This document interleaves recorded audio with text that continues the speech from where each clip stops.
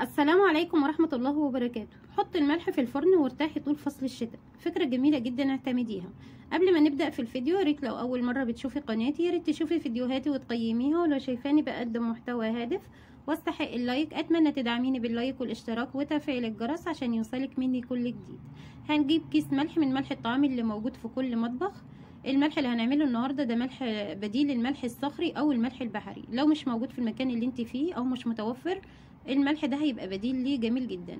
هنجيب كيس الملح هنحطه في الصاجه بتاعه البوتاجاز او هنفضيه في صينيه كيكه بالطريقه دي، وهنوزعه كويس جدا. هندخله الفرن، طبعا هنشغل الفرن على نار هاديه جدا، وهنسيب الملح لحد ما كل الرطوبه اللي فيه تخرج. هتلاقي الملح كتل، مش مشكله ما تقلقيش، كل وقت والتاني كده قلبيه عشان كل الرطوبه اللي فيه تخرج. وكمان هتحسي ان الملح كده بقت حبيباته خشنه، كده هيبقى كل الرطوبه اللي فيه خرجت. خلاص كده بعد ما طلعنا الملح من الفرن، طبعا كل شويه كنت بقلب فيه عشان اتاكد ان كل الرطوبه اللي فيه خرجت. سيبيه يهدى وبعد كده عبيه في برطمان او في ازازه واحتفظي بيه. لو انت بتجيبي كميات كبيره من الرز او من البقوليات عموما، سواء رز، شعريه، مكرونه، فول، اي حاجه انت بتجيبيها من انواع البقوليات، حطي الملح ده هيحافظ عليها طول السنه سواء في الشتاء او في الصيف. فكره جميله جدا، اعتمديها. يلا بينا على الفكره التانية، ضعي الفحم في الكمامه. الفكره دي جميله جدا.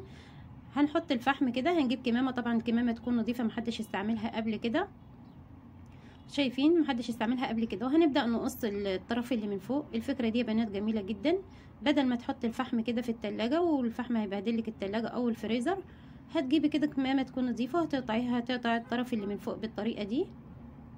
والاستك ده مش هنرميه لان هنستخدمه تاني.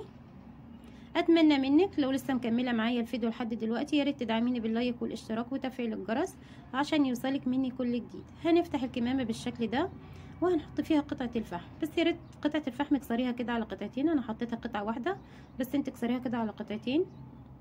وهناخد الاستك اللي احنا قطعناه وهنلم الكمامه بالشكل ده وهنربطها كويس جدا. هتحطيها في الفريزر، هتحطيها في التلاجة، عايزه اقولك هتمتص اي رائحه كريهه في الفريزر، كمان خصوصا في الفريزر لو انت مخزنه سمك، مخزنه فراخ، ومخزنه لحمه والحاجات دي. عايزه اقولك الفحم هتقضي على كل الروائح اللي في الفريزر. الفكره دي جميله، نعتمديها، وكمان هتحافظ لك على نظافه الفريزر. اتمنى ان شاء الله الفكرتين اللي قدمناهم يكونوا نال اعجابكم. ويلا بينا على الفكره الاساسيه بتاعه الفيديو. وداعا لغسيل الشرشوبه. ضع الشرشوبه في الشبكه.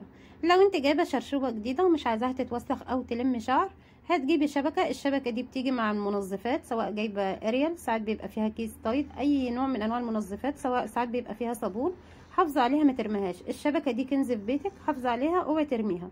هنجيب الشبكه وهنحط فيها الفتاله. عايزه اقولك الشبكه دي هتقوم بعمليه الفرشه لانها خشنه، لو في اي حاجه عندك في السيراميك عايزه اقولك هتطلعها بسرعه، وكمان هتحافظ لك على الشرشوبه نظيفه ومش هتلم شعر. هنجيب الشرشوبه وهي جديده وهنجيب الشبكه وهندخل فيها الشرشوبه بالطريقه دي.